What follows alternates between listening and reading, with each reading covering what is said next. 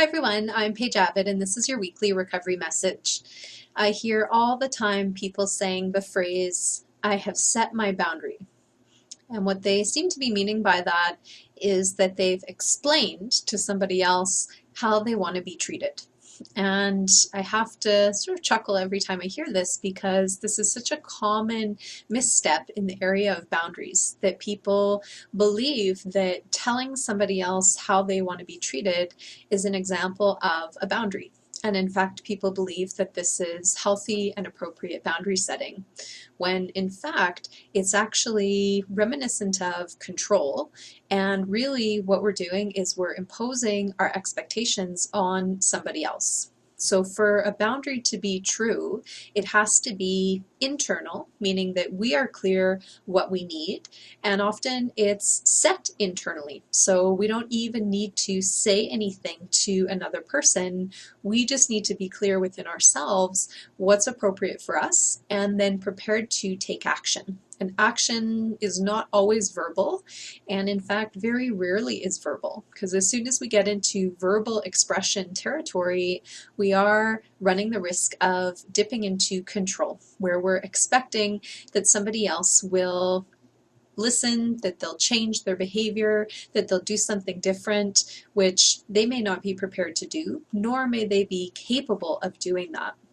So rather than thinking that you've expressed your boundary to somebody else, it's more important to be clear, have you expressed your boundary to yourself?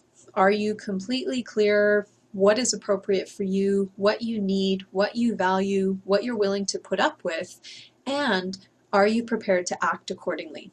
Meaning, if somebody is disrespecting you, if a conversation is getting heated, if you feel you're being abused, bullied, attacked, and put down in any way, you need to be clear what's appropriate for you and where that overstepping of the line comes, and then be prepared to take action.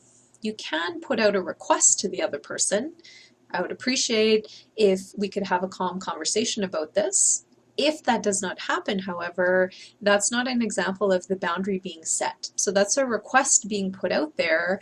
However, you still need to be prepared if the conversation keeps going sideways and violating your internal boundary, then you need to be prepared to shut it down, to walk away, and to honor that internal boundary that you have set. So verbalizing your boundary is not a necessary part of the process, and in fact can get you into expectations and control territory, where you're expecting somebody else to do something differently, which again, they may not be capable of doing or capable of appreciating the need for.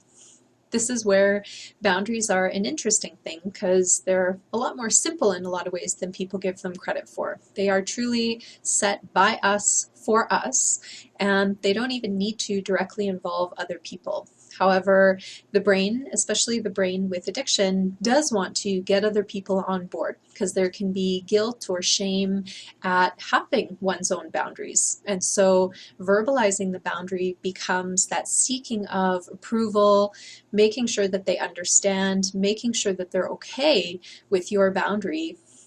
None of this is necessary in the realm of boundaries. All that you need to be clear on is what's healthy and safe for you, and be prepared to act on it. If people don't understand, if people are angry about that, if people push back, that's their own stuff to continue to work on. You will have feelings that are generated by that, but those are yours to work on. You don't need to change your behavior or the boundary as a result.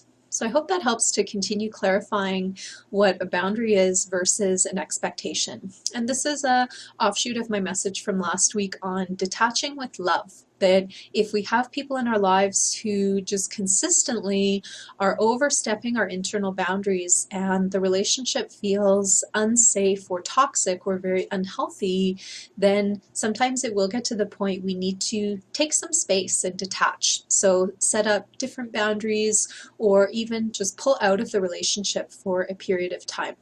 These are very difficult concepts. Lots of feelings come up related to them, and I just hope that you'll continue to practice and give yourself the space and the dignity and the respect to keep checking in on yourself. What are your boundaries, and can you give yourself permission to act and follow through on them? That's my perspective for this week. Thanks for watching.